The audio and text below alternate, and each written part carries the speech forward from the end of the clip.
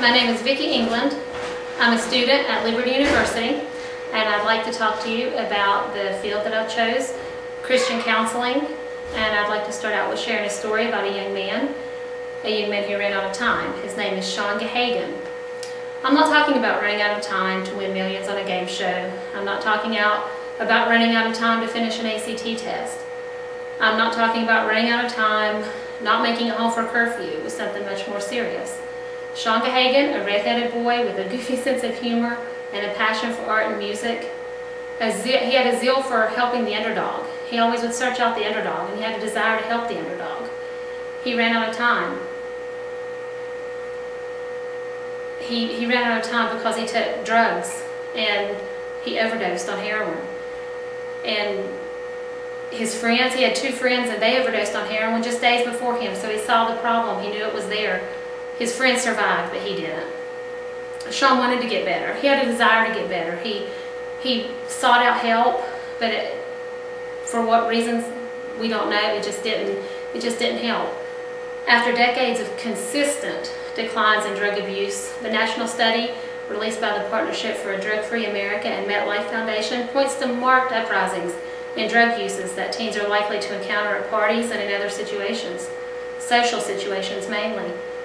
Today I want to focus on the point that studies have shown that prescription drugs becoming the most commonly abused drugs. The increase in prescription drugs may be explained by teenagers' perception that abusing prescription drugs is less harmful and less risky than using illicit street drugs. However, there are still many cases of conflict on street drug abuse as well. Teen drug abuse has become a major problem in Wyoming County, the county that I live in southern West Virginia, and steps need to be taken to help with this situation. The issues at hand in this community are just that the kids are struggling, they're searching, and when they go to these places, it's my thought that what better hands could they be in than to be in the hands of a counselor who not only was going to give them counsel for their health and for their body and their mind, but to give them counsel on their spirit as well. The issues tearing this community apart and these youths, they need our help. These lives are lives that God loves. He values these lives as priceless. According to Genesis, we are created in His own image. The predominant image of this is our ability through Jesus Christ to have victory over death. But death is looming over our families in this community because of drugs. That's not God's plan for His children. It's not what He has for us.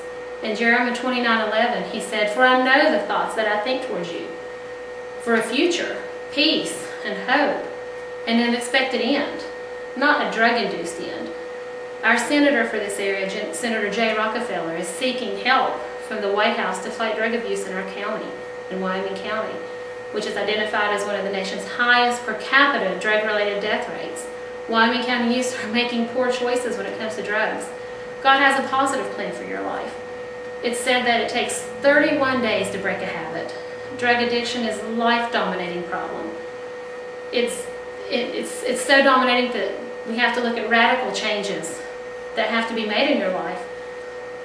Your social atmosphere needs to be changed. Your associates may need to be changed. The people that you frequently come in and out with need to change. But replacement could be a key, not abstention. Find a Christian coffee house, a Bible study, a nice Christian group of warm fellowship. One good, faithful Christian friend can help enormously. Not to mention what a Christian counselor could do that would help focus on the spirit as well as just the body. You need to learn to keep busy and occupying your mind with other new things. Learn to yield yourself to Christ rather than doing the drugs, your old friends, and self-pity and fear. God has a plan for our life. I think as a Christian counselor, we could do great things by helping to fulfill this point, to say, let these people who we'll encounter know that God has a point for their life. He has a plan. He has a hope for their future. Thank you.